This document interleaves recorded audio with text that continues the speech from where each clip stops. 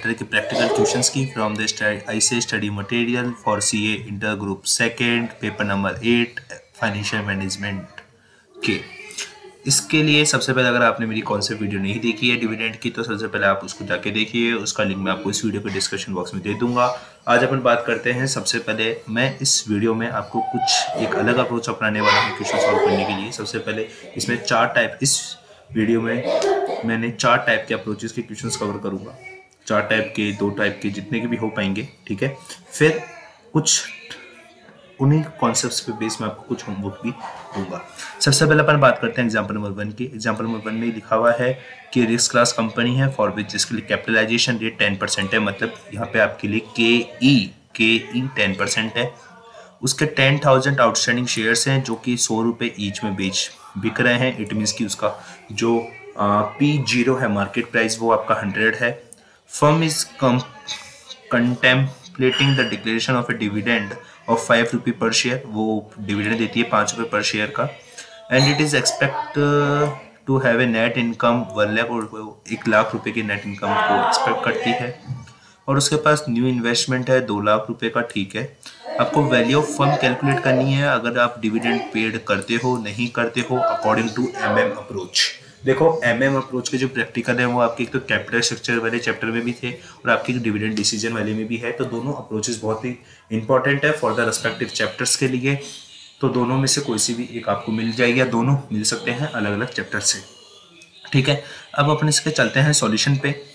देखो सॉल्यूशन पे चलेंगे तो सॉल्यूशन पे चलने पर अपन MM अप्रोच में सबसे पहले बात करते हैं, हमारा एग्जांपल नंबर 1 है और उसमें अपन ने बात करी है किसकी, अगर अपन बात करते हैं किसकी, अगर डिविडेंड आप पेड करते हो, अगर आप डिविडेंड पेड करते हो तो सबसे पहले मैंने कहा था कि आपको 3 स्टेप अपनानी पड़ती है MM अप्रोच में। सबसे पहले P1 निकालना पड़ता है जिसकी फॉर्मूला होता है P0 ब्रैकेट में 1 + KE माइनस D1। क्लियर, समझ में आया या नहीं आया? यस सर, आ चुका है। P0 1 + KE minus D1। P0 sir आपके पास 100 रुपये था जब मैंने बताया आपको, KE आपके पास 10% था, D1 आपके पास 5 रुपये था, कि मतलब आप इतना डिविडेंड दे रहे हो। कोई ग्रोथ नहीं थी इसलिए मैंने 5 का 5 ही लिखा। 100 आ जाएगा, 1.1 हो जाएगा ये, ठीक है।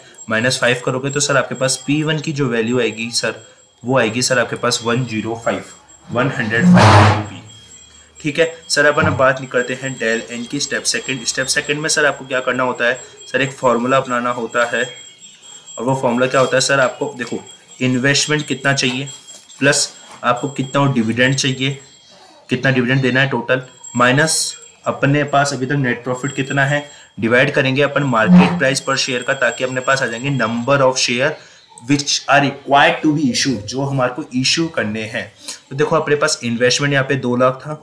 एंड D1 कैसे निकालोगे सर, D1 आप 5 रुपये दे रहे हो पर शेयर पे और आपके पास 10,000 शेयर है। इट मीन्स कि सर आपको 50,000 डिविडेंड भी देना है। इट मीन्स कि सर आपको 2 लाख तो इन्वेस्टमेंट के लिए, 50,000 डिविडेंड के लिए, मतलब सर आपको 2,50,000 रुपये की आवश्यकता है। और उसमें से सर मैंने 1 लाख रुपये का सर अर्निंग कर लिया है नेट प्रॉफिट, तो सर मतलब 1,50,000 और चाहिए, divide by sir market price per share 10 divide करेंगे तो सर अपने पास number of share which are required to be issued आ जाएगा सर 1428.57, ठीक है सर। अपन को लास्ट स्टेप इसमें सर करते थे अपन सर NP0 निकालने की।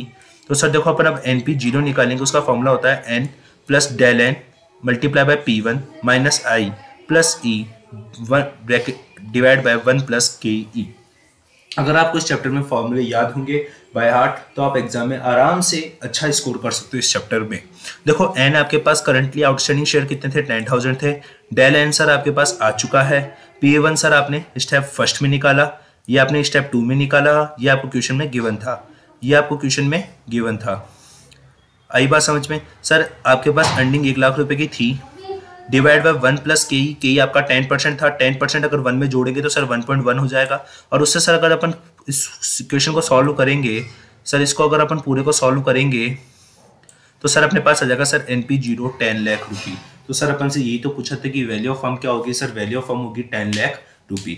अब अपन बात करते हैं सर अगर वो डिविडेंड ना दे तो उस केस में क्या होगा सर, अगर वो डिविडेंड नहीं देता है तो सर D1 की जगह ओनली 0 लिखना, बाकी पूरा प्रोसेस सेम है। अगर D1 0 लिखेंगे तो सर मार्केट प्राइस अपने पास 110 हो जाएगी आगे बात समझ में। सर डेल वन निकालने के लिए सर जो एन डी वन है उसकी वैल्यू अब अपन जीरो लिखेंगे, क्योंकि सर डी वन जीरो है और जीरो को किसी भी संख्या से मल्टीप्लाई करेंगे तो जीरो ही आएगा। इन्वेस्टमेंट सर आपके पास 2 लाख है, अर्निंग आपके पास 1 लाख की है, तो सर 1 लाख रुपए और चाहिए। डिवाइड बाय सर P1 अपन करेंगे 1110 से, तो अपन सर आ जाएगा number of share which are required to be issued sir 909.90।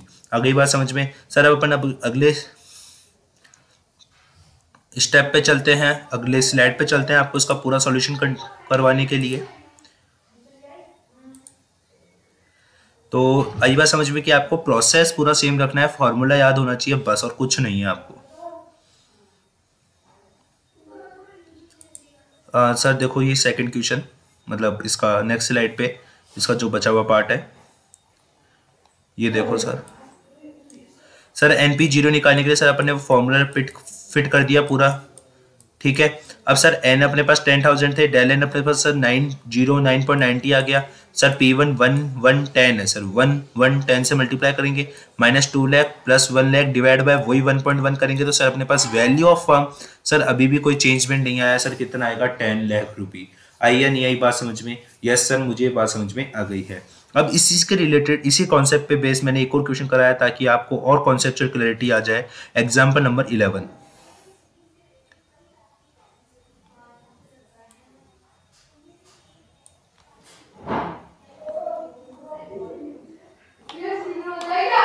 Example number 11 की बात करते हैं सर अब अपन। देखो जो एग्जाम्पल नंबर 11 है वो बहुत ही सेम एग्जाम्पल है, एकदम सेम मिलता जुलता एग्जाम्पल है, और उस एग्जाम्पल को करने से और कॉन्सेप्चुअल क्लैरिटी आ जाएगी। ये देखो ये रहा, देखो RST लिमिटेड जिसकी कैपिटल 10 लाख की है, इक्विटी शेयर 100 रुपये ईच है। इट मीन्स कि सर वहाँ पे आपके पास कितने शेयर है sir, number of share sir 10 lakh divide by 100, 10 lakh divide by 100 sir 10,000 आपके पास नंबर ऑफ इक्विटी शेयर है। सर कंपनी प्रपोज करती है डिक्लेयर डिविडेंड 10 रुपये पर शेयर, ठीक है सर। कैपिटलाइजेशन रेट है सर आपके पास 12%, ठीक है। मार्केट प्राइस ऑफ शेयर आपको निकालनी है अगर डिविडेंड डिक्लेयर नहीं करें। डिविडेंड डिक्लेयर करते हैं, ये अज्यूम करते हुए कि डिविडेंड डिक्लेयर करने के लिए कंपनी के पास नेट प्रॉफिट 5 लाख रुपए का है और जो न्यू इन्वेस्टमेंट है वो 10 लाख रुपए के हैं। तो how many new share to be issued, कितने नए शेयर इशूड किए जाएंगे यूज करते हुए MM मॉडल, मतलब आपको MN मॉडल का यूज करते हुए आपको ये बताना है कि कितने नए शेयर इशू किए जाएंगे तथा मार्केट प्राइस क्या होगी शेयर्स की।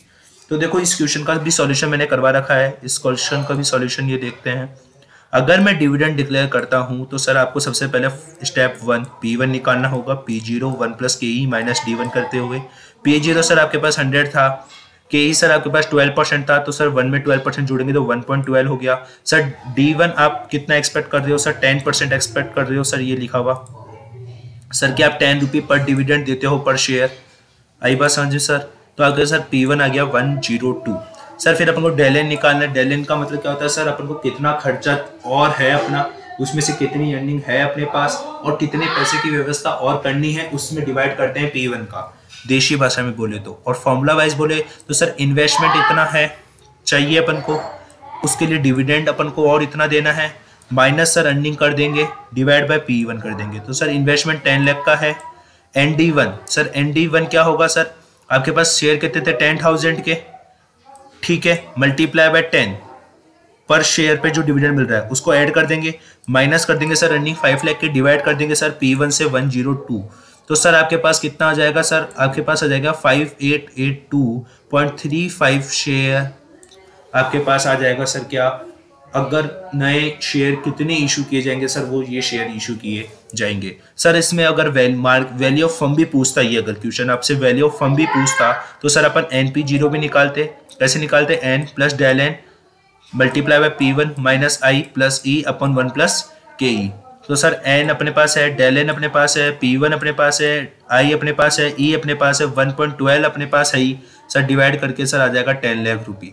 मतलब सर आपको इस चैप्टर में सिर्फ ओनली फॉर्मूला याद करना है, फॉर्मूला कैसे अप्लाई हो रहा है वो आपको मैंने 2 क्वेश्चन से समझा दिया। अब इसने बोला कि सर अगर डिविडेंड डिक्लेयर नहीं होता तो क्या करते। सर अगर डिविडेंड डिक्लेयर नहीं होता तो P0 तो 100 मानते ही सर, D1 की जगह 0 कर देते, बस जहाँ जहाँ D1 आ रहा है वहाँ 0 कर देते। तो सर आपके पास P1 होता 112, सर ND1 की तरह के जगह भी 0 कर देते। क्यों सर, क्योंकि D1 0 है, ठीक है। और सर अपन जब अपन डेल एन निकालते हैं तो सर अपने पास आता 4464.28 शेयर। आई नहीं आई बात समझ में? Yes sir. तो सर इसी साथ अपन इसका मेन सॉल्यूशन जो अगर वो पूछता अपन से कि वैल्यू ऑफ फर्म बताइए, तो अपन सर इस सॉल्यूशन को आगे कंटिन्यू करते हैं। तो सर इसका सॉल्यूशन आगे कैसे होता, जस्ट अ सेकंड सर।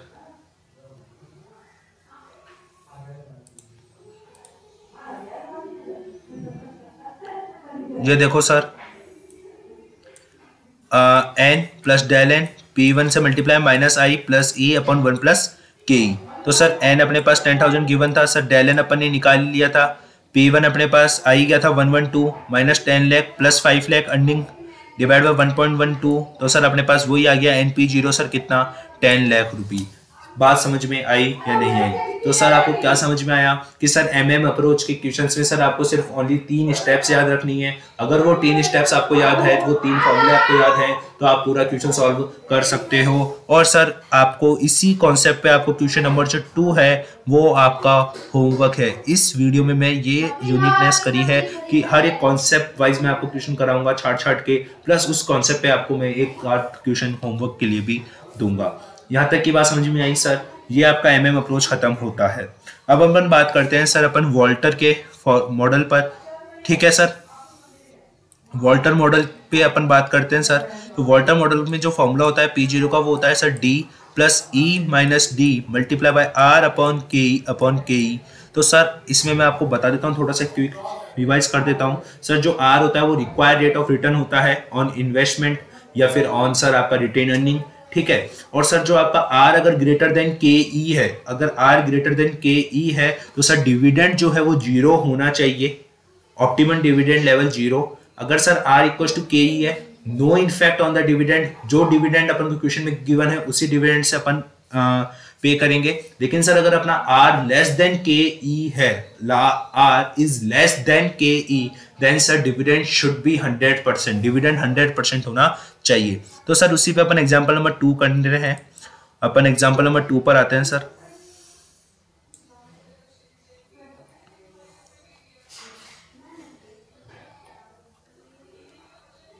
ये रहा सर, देखो example number 2। XYZ limited earn करता है 10 रुपये पर शेयर। इट मीन्स कि सर अर्निंग पर शेयर जो 10 रुपये है, कैपिटलाइजेशन रेट सर 10% है, and sir return on investment sir उसका 12% है। आई बात समझ में? आपको डिटरमाइन करना है optimum dividend pay out ratio. तो सर आप बताइए optimum dividend pay out ratio क्या होगा? सर आप बताओ, रिटर्न ऑन इन्वेस्टमेंट R आपका 12% है सर, R 12% है, KE 10% है sir. R is greater then KE, R is greater than KE. Return on investment is greater than cost of equity or cost of capitalization. Then sir dividend should be 0. Then dividend should be 0. So sir optimum dividend payout ratio should be 0. And the price of share at paid out. और आपको उस dividend payout ratio पे आपको sir क्या निकालना है? Price of share भी निकालना है। तो सर इसका सॉल्यूशन कैसे होगा? सर इसका सॉल्यूशन होगा सर, पहले आपको ये 2 बातें लिखनी है। अगर R ग्रेटर देन के है तो सर डिविडेंड शुड बी 0, आपको ये लिखना पड़ेगा सर एग्जाम में। फिर सर P0 निकालना है आपको, तो सर डिविडेंड D की जगह 0 लिखना है सर। सिर्फ क्या करना है सर, D की जगह 0 लिखना है सर। D की जगह 0 लिख दिया। E अपने पास सर 10 रुपये था, D की जगह 0 लिखेंगे। R अपने पास सर 12% था, KE अपने पास 10% था अपॉन 10%। तो सर सबसे पहले इसको सॉल्व करने का तरीका बता देता हूँ सर। पहले 12 अपॉन 10 को सॉल्व करेंगे, उसमें जो आएगा उसको मल्टीप्लाई करेंगे 10 माइनस 0 मतलब 10 से, प्लस करेंगे सर अपन 0, डिवाइड करेंगे सर 10%। तो सर अपने पास P0 आएगा 120। आई नहीं आई बात समझ में? Yes sir, clear. अब अपन सर नेक्स्ट एग्जांपल की ओर बात करते हैं। अपना नेक्स्ट एग्जांपल है एग्जांपल नंबर 3। ठीक है सर, और ये एग्जांपल मैं मजाक नहीं कर रहा, नवंबर 20 में ये ही एग्जाम्पल रिपीट हुआ था, मतलब सिमिलर क्वेश्चन था एकदम, बस फिगर्स थोड़ी भी चेंज थी या नहीं थी इतना नहीं पता, बट सेम यही क्वेश्चन था।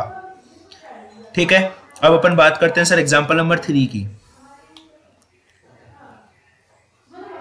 देखो एग्जाम्पल नंबर 3 में क्या लिखा हुआ है सर, नेट प्रॉफिट आपके पास गिवन है 30 लाख, प्रेफरेंस शेयर आपके पास गिवन है 100 लाख की 12% से, number of equity share sir 3 lakh given है। ठीक है। रिटर्न ऑन इन्वेस्टमेंट सर 20% है, कॉस्ट ऑफ कैपिटल 16% है। सर एक बात बताओ, अगर return on investment, sir return on investment अगर आपका ज्यादा है कॉस्ट ऑफ कैपिटल से, तो सर अगर वो ऑप्टिमम लेवल ऑफ डिविडेंड पूछता, ऑप्टिमम लेवल ऑफ डिविडेंड पूछता, तो सर अपन कहते हैं सर 0। बट इसने सर क्या पूछा, compute the approximate dividend pay out ratio. Sir जब तक वो ऑप्टिमम पे आउट रेशियो ना बोले, सर जब तक वो ऑप्टिमम पे आउट रेशियो ना बोले, तब तक आप अपना फालतू का दिमाग यूज मत करना कि आप उसको डिविडेंड को 0 लिखे आओ। नहीं सर, ऐसा नहीं होगा जब तक के लिए आपको वो ऑप्टिमम लेवल ना बोले। सर यहाँ पे आपको ऑप्टिमम लेवल बोला है क्या, नहीं बोला है, इस कारण से सर अपन को उसको पूरा सॉल्व करना पड़ेगा। लेकिन सर अपन को इस क्वेश्चन में क्या गिवन होता है, सर अपन को गिवन है सर शेयर प्राइस गिवन है, जो कि अपन जनरली फाइंड आउट करते हैं 42 by using the Walter model. Sir अपन को इधर अपन को P0 गिवन है 42, जो कि जनरली अपन फाइंड आउट करते हैं। आई बात समझ में सर? यस। तो अपन इसका सॉल्यूशन देखते हैं सर। देखो सर, सॉल्यूशन में सबसे पहले अपन को कैलकुलेशन करनी होती है ईपीएस की, बिकॉज सर अपन को फॉर्मूले में ई की जरूरत होती है। ई सर रिप्रेजेंट करता है ईपीएस को, और सर जो ईपीएस होता है वो सर आप कैसे निकालते हो, अर्निंग्स निकालते हो सर सबसे पहले। तो सर अपने पास नेट प्रॉफिट 30 लाख था, minus sir preference share dividend करते ही सर मेरे पास अर्निंग्स आ गई। Sir preference share dividend 100 lakh का 12% 12 लाख होता है सर। डिवाइड करेंगे sir number of equity share से, तो सर अपने पास अर्निंग पर शेयर आ जाएगा सर 6 रुपये। सर अर्निंग पर शेयर आ जाएगा मेरे पास कितना सर, 6 रुपये। फिर सर अपन को निकालना होता है market price of share. Sir फिर अपन को निकालना होता है मार्केट प्राइस ऑफ शेयर। उसके लिए सर अपन क्या फॉर्मूला यूज करते हैं, P0 equals to D plus E। यहाँ पे कितना है मेरे पास 6 minus D multiply by R कितना है सर मेरे पास 20%, required rate of return 20% upon KE। KE क्या होता है सर, कॉस्ट ऑफ इक्विटी। तो सर आ गई बात समझ में, upon cost of equity sir 16%। ठीक है सर, यहाँ पे P0 सर अपन को 42 गिवन है, ठीक है 16% या डिवाइड में, तो सर यहाँ जाके मल्टीप्लाई में हो जाएगा। आ गई बात समझ में? Yes sir. इक्वल्स टू का इक्वल्स टू चल ही रहा है सर, डी का डी आई चल ही रहा है सर। सबसे पहले मैंने बताया था सर इसको सॉल्व करेंगे, इसको सॉल्व करते हैं तो सर अपने पास आता है सर 4 5 जा 5/4। 5/4 का मतलब क्या सर 1.25। 1.25 को अगर सर 1.25 को सर पहले अपन 6 से मल्टीप्लाई करेंगे तो 7.5। 1.25 को सर अपन d से मल्टीप्लाई करेंगे सर -1.25 d। सर अगर अपन इस पूरी इक्वेशन को सॉल्व करते हैं, यहां से यहां तक की इक्वेशन को अगर अपन सॉल्व करेंगे, ये सर मैं इसको डिफरेंट कलर से बताता हूं आपको। सर ये पूरी इक्वेशन को सर अगर अपन इस पूरी इक्वेशन को सॉल्व करेंगे यहां से यहां तक की को, तो सर अपने पास 6.72 42 का 16%। सर ये प्लस का 7.5 इधर जाके माइनस का 7.5 हो जाएगा। और सर ये d -1.25d है, d -1.25d है, तो सर ये माइनस का 0.25d रहेगा। और सर जब अपन d की वैल्यू निकालेंगे तो सर d हो जाएगा 3.12। आई नहीं आई बात समझ में? यस सर आ गई है। मेरे को इक्वेशन सॉल्व करना आती थी, बस आपको मेन दिक्कत आती थी सर यहाँ पे, इस स्टेप में सर आप गलती कर सकते हो, इस स्टेप में। आ गई बात समझ में? सबसे पहले आपको 20 डिवाइड बाय 16 सॉल्व करना है, जो आएगा उसको 6 से मल्टीप्लाई करना है, फिर जो आएगा उसको d से मल्टीप्लाई करना है, फिर आपको क्वेश्चन सॉल्व करना है। सर इसने पूछा था डिविडेंड पे आउट रेशियो, तो sir dividend pay out ratio का फॉर्मूला होता है DPS upon EPS multiply by 100। Sir DPS है आपके पास 3.12 डिविडेंड पर शेयर, अर्निंग है सर 6, तो आ जाएगा सर अपने पास डीपीआर 52%। आई नहीं आई बात समझ में? यस सर आ गई है। क्लियर? एग्जाम्पल नंबर 3 भी आपका खत्म होता है। अपन अब बात करते हैं सर नेक्स्ट एग्जाम्पल की। सो सर नेक्स्ट एग्जाम्पल कौन सा है सर, अपन देख लेते हैं कौन सा सॉल्व करवा रखा है सर अपन ने।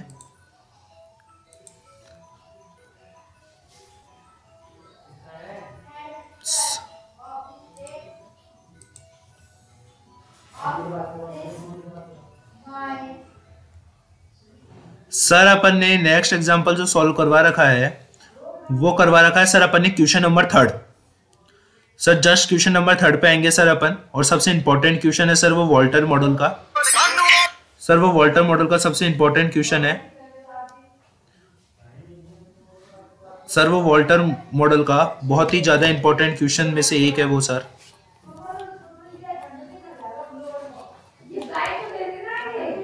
ये देखो सर बहुत ज्यादा इंपॉर्टेंट क्वेश्चन है सर, एग्जाम्पल क्वेश्चन नंबर 3।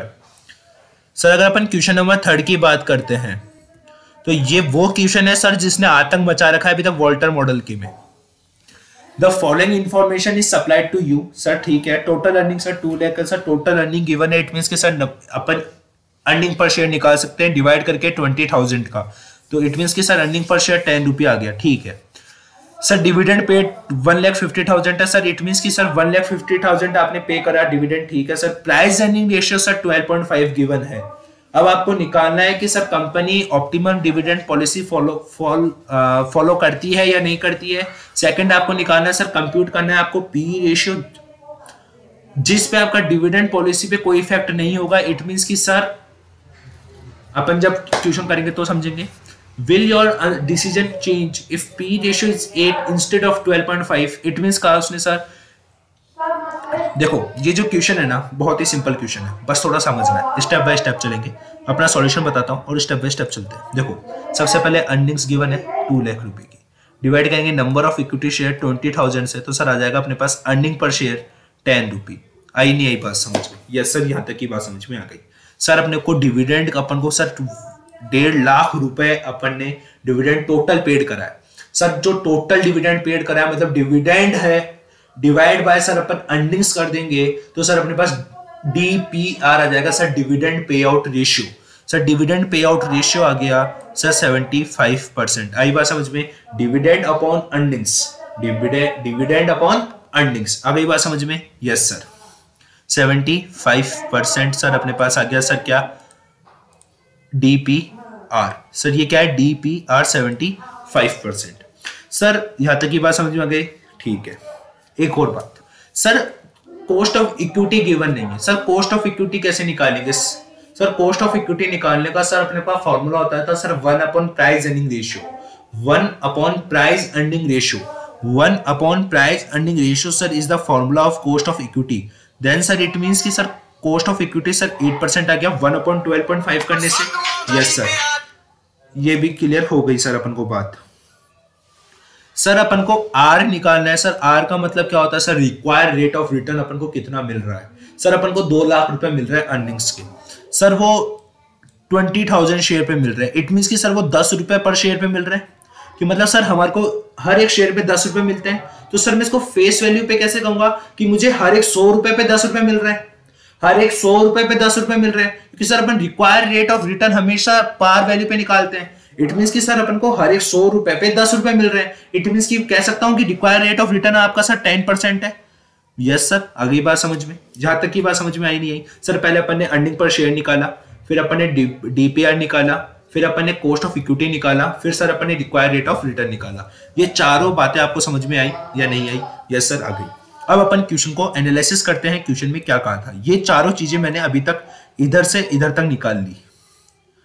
ठीक है, अब क्वेश्चन ने क्या पूछा है, पहला एनालाइज करना है वेदर के companies follow at optimum dividend policy, optimal dividend policy. तो सर ऑप्टिमम डिविडेंड पॉलिसी का तो सर ये लफड़ा है कि आर और के से संबंध होता है। सर आपका इस क्वेश्चन में आर कितना है सर, 10% है, के कितना है सर, 8% है। तो sir R is greater than K, R मतलब 10%, के मतलब 8%। इट मींस कि sir R is greater than K E, it means sir dividend should be 0। But sir company ने डिविडेंड पेड कर दिया 1,50,000 का। इट मींस कि sir company did not follow the optimum dividend policy, company ने dividend policy follow नहीं करी optimal. तो sir अगर वो ऑप्टिमम डिविडेंड पॉलिसी फॉलो करती तो सर उसका प्राइस पर शेयर कितना होता। सर अगर वो आर डिविडेंड अगर वो 0 देती तो सर इसका जो प्राइस शेयर है वो होता सर डी की जगह 0 रखना है, बाकी पूरा क्वेश्चन सेम है। तो सर अपन फॉर्मूले में सारी चीजें फिट कर देंगे और फिट करने के बाद सर अपने पास आएगा प्राइस 0 कितना आएगा सर, 156.25। आई नहीं आई बात समझ में? यस सर, मुझे बात समझ में आ गई। दूसरा चीज सर उस आगे क्वेश्चन ने क्या कहा, पहले क्वेश्चन का जवाब मिल गया आपको? यस सर, कंप्यूट करो वो पी रेशियो कंप्यूट करने के लिए बोला है एट विच मतलब जिस पे dividend policy will no effect on the value of share. मेरे को एक बात बताओ, मैंने कब कहा था आपको, मैंने आपको एक बात कही थी कि अगर अपना R equal to K E equal हो जाए, R और के ई अगर अपना इक्वल हो जाए तो अपन को डिविडेंड पे कोई इफेक्ट ही नहीं पड़ता। जितना कंपनी दे रही है उतने से ही अपन तो वैल्यू ऑफ शेयर निकाल लेंगे। आई बात समझ में? बोला था यस सर। तो सर अपन आर अपन को बोला, अपन आर अपने पास गिवन है सर, अपन ने जो निकाल लिया 10%, ये तो सर कभी भी नहीं बदलता सर, आर कभी भी नहीं बदलता, R is always same unless tuition से अदरवाइज। जब तक ट्यूशन कुछ और नहीं कहे, जब तक अपन आर को हमेशा 10%, मतलब जो निकला है अपने पास अपन उतना ही रखते हैं। तो सर अपना हमेशा आर तो 10% ही रखेंगे क्योंकि ट्यूशन में अपने पास 10% निकला है। सर अपन के ई बदल सकते हैं, के ई बदल सकते हैं। अगर के ई भी अपना 10% आ जाए, ये जो अपने पास सर के ई 8% आ रहा है, अगर सर मैं उसको 10% कर दूं तो सर मेरा आंसर सही है। तो सर के ई 10% लाने के लिए सर मेरे को पीई रेशियो कितना रखना पड़ेगा सर? अगर आपको के ई 10% लाना है तो सर आपको पी रेशियो रखना पड़ेगा 1/10। सर आपको पी रेशियो रखना पड़ेगा 10। क्यों सर? क्योंकि सर पी रेशियो अगर मैं 10 रखूंगा तो सर के ई निकालने के लिए 1/p रेशियो करते हैं, तो 1/10 करूंगा, मल्टीप्लाई बाय 100 करूंगा तो सर मेरे पास के ई आ जाएगा 10%। वापस बताता हूं सर, आपको के ई 10% करना है। सर आप कैसे कर सकते हो के ई 10%? ऐसे होना है के ई इक्वल टू 10%। के ई 10% कैसे कर सकता हूं सर? मैं प्राइस अर्निंग रेशियो को अगर मैं 10% कर दूं, एक बार बताओ सर, मैं अगर के ई निकालने के लिए प्राइस अर्निंग रेशियो को अगर मैं 10% कर दूं तो सर मैं क्या के ई 1/, प्राइस अर्निंग रेशियो से निकालता हूं मल्टीप्लाई बाय 100 करके। Yes sir. तो सर 1/10 इंटू 100 इक्वल्स टू 10% आया नहीं आया? यस सर आ गया। मतलब सर आपका अगर पी रेशियो 10 होगा तो सर मेरा कॉस्ट ऑफ इक्विटी भी 10% होगा। और सर मेरा आर 10% है, इट मीन्स कि sir there is no effect on the dividend, मतलब on the price of share पे कोई इफेक्ट नहीं होगा चाहे आप डिविडेंड कितना भी दो। तो सर अगर कंपनी ने अभी कितना डिविडेंड दिया है? कंपनी ने अभी डिविडेंड दिया है सर 75%। कंपनी ने कितना डिविडेंड दिया सर? 75% डिविडेंड दिया है। और सर 75% डिविडेंड दिया है, इट मींस कि सर पर शेयर पे कितना मिला होगा सर? हर एक शेयर पे 10 रुपए है, 10 का 75% मतलब सर 7.5 रुपए मिला होगा। 10 का 75% इट मींस कि सर 7.5 रुपए पर शेयर मिला होगा। प्लस अर्निंग पर शेयर कितना है सर? 10 माइनस डिविडेंड कितना है sir? 7.5 multiply by R upon K E. Are क्या है? 10। के ई क्या है? 10 अपॉन के ई क्या है? 10। सॉल्व करेंगे तो सर अपने पास आ जाएगा 100 रुपी प्राइस पर शेयर। यहां तक की बात समझ में आई या नहीं आई सर? यस सर आ गई बात समझ में। क्लियर हो गया? क्लियर? Yes sir. अपन बात करते हैं सर अब इसके अगले स्लाइड पर चलते हैं। इसने अगली स्लाइड में क्या पूछा अपन से वो भी अपन अभी हैंड टू हैंड डिस्कस कर लेंगे।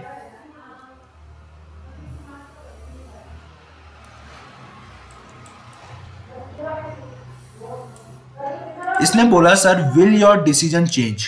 क्या आपका डिसीजन चेंज होगा? जो आपने डिविडेंड दे रखा है 1,50,000 का, वो क्या आपका डिसीजन चेंज होगा?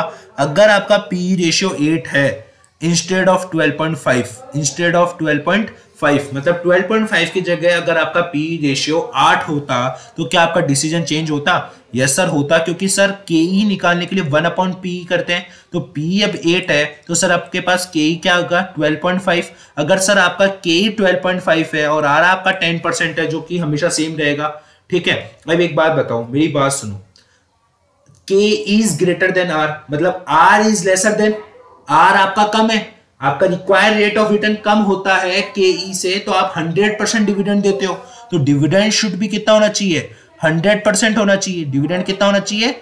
100% होना चाहिए। आई बात समझ में? यस सर, हमारा डिसीजन चेंज होगा और डिविडेंड आपका 100% होगा। और सर अगर मैं मार्केट प्राइस की बात करता हूं 100% डिविडेंड लेवल पर, मतलब ऑप्टिमम लेवल पर अगर मैं मार्केट प्राइस की बात करूं तो सर आप क्या करोगे? अब डिविडेंड दोगे आप 100%, आप सर अर्निंग पर शेयर आपका 10 रुपए, 10 रुपए आप 100% डिविडेंड दोगे, इट मीन्स कि सर 10 रुपए का आप डिविडेंड दोगे, प्लस करोगे अर्निंग सर आपका 10 है, माइनस करोगे सर डिविडेंड, डिविडेंड आप देते हो सर पर शेयर पे 10 रुपए, ठीक है, 10 इंटू 100% सर 10 रुपए, मल्टीप्लाई करोगे सर आर से अपॉन के ई से, डिवाइड करोगे सर के ई से। सर इस जब पूरी इक्वेशन को सॉल्व करोगे तो सर आपके पास प्राइस आ जाएगा सर 80 रुपए। सर यहाँ तक की बात समझ में आई या नहीं आई? सर आपको डिविडेंड पर शेयर निकालना समझ में आ गया? यस सर, ये भी मुझे समझ में आ गया। सर आपको dividend pay out ratio sir 75% समझ में आ गया? यस सर, समझ में आ गया। सर आपको केई निकालना समझ में आ गया 1 प्राइस अर्निंग रेशियो से? यस सर, ये भी समझ में आ गया। तो सर अपन अब मिलते हैं नेक्स्ट वीडियो में। अगर आपको ये वीडियो पसंद आई है तो लाइक करें, शेयर करें, सब्सक्राइब करें और बेल आइकन पे क्लिक करें ताकि आपको लेटेस्ट नोटिफिकेशंस मिलती रहे। और अब अपन अब नेक्स्ट वीडियो में बात करेंगे गॉर्डन मॉडल की, प्लस आपके जो छोटे मोटे और मॉडल्स बचे हैं उनके प्रैक्टिकल क्वेश्चंस की। और ये आप इन वीडियोस को अपने दोस्तों के साथ शेयर कीजिए जो अभी मई 21 और नवंबर 21 में अपेयर होने वाले हैं या जनवरी 21 में अपेयर होने वाले हैं। आपको फुल कोर्स अवेलेबल कराया जाएगा free of cost, full of coverage होगा ICSE स्टडी मटेरियल का।